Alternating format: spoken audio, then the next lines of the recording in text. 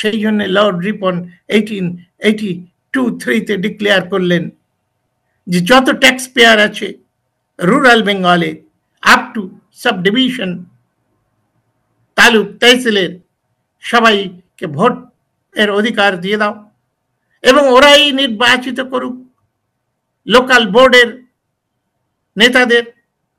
এই হলো গণতন্ত্রের শুরু। এই প্রথম অস্পৃশ্য কৃষাণেরা গণতন্ত্রের স্বাদ পাচ্ছেন। এবং এই ব্যবস্থার পেছনে আরেকটা জিনিস লর্ড রিপন করলেন, তিনি ভারতবর্ষের সব থেকে আদরের হওয়া উচিত ছিল, কিন্তু লর্ড রিপনের ফটো পর্যন্ত কেউ জানে না, খুব সহজে অ্যাভেলেবেল আজকাল। যে কেউ গুগলে জিজ্ঞাসা করুক who is the father of self government, সঙ্গে সঙ্গে চলে আসবে লর্ড রিপন, তার ফটো সমেত। সেই ফটো আসলে স্যালুট পাবার যোগ্য। স্বাধীনতা আন্দোলনের গণতন্ত্রের ভিত্তি প্রতিষ্ঠাকারী হচ্ছেন লর্ড রিপন।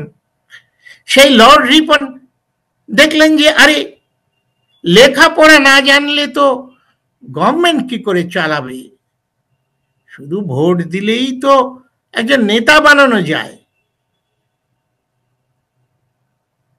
মাতব্বর পাওয়া যায়, কিন্তু সে তো শাসক হতে পারবে না, সে তো অ্যাডমিনিস্ট্রেটর হতে পারবে না। সুতরাং তিনি আবার 1883-তে ডব্লিউ হান্টার কমিশন তৈরি করলেন, education, spreading education for rural Bengal. Hunter বললেন যে ভারতবর্ষে 1800 থেকে শুরু করে আজ পর্যন্ত বহু স্কুল কলেজ তোমরা শহরে শহরে তৈরি করেছো, গ্রামগঞ্জে কোথাও কোনো স্কুল নেই। তিনি এক একটা ডিস্ট্রিক্টের পুঙ্খানুপুঙ্খ প্রতিবেদন দিয়েছেন।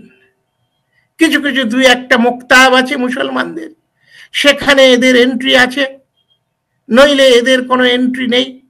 ওই যারা বর্ণ হিন্দু তারা তাদের টোলে এদের ঢুকতে দেয় না, তাদের প্রতিষ্ঠিত স্কুলে এদের ঢুকতে দেয় না। তারা তো ভারতবর্ষের বা দেশের 2-3%। সুতরাং হান্টার রিপোর্টে দিলেন না এদের মধ্যে স্কুল খুলতে হবে, টাকা দাও, পয়সা দাও, সমস্ত কিছু। কারণ এটা না হলে গণতন্ত্রের ভিত্তি প্রতিষ্ঠিত হবে না।